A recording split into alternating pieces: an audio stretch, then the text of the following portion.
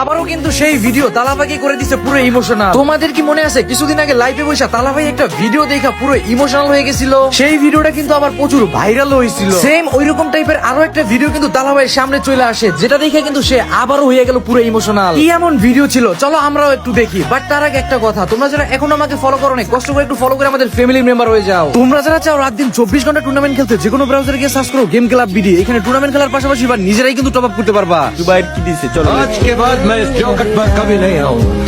हाँ? हाँ, जब भी पारो की याद आएगी मैं आऊंगा। जब भी खुद को दोषी पाऊंगा मैं आऊंगा।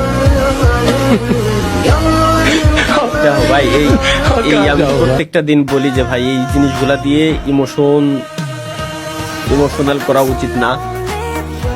ঠিক আছে, টান আছে আমার, ঠিক আছে, কিন্তু ঠিক হইলে আমি আসবো। আমি তো বলছিলাম তো জিনিসগুলা আসলে এইভাবে প্রেজেন্ট করা উচিত না।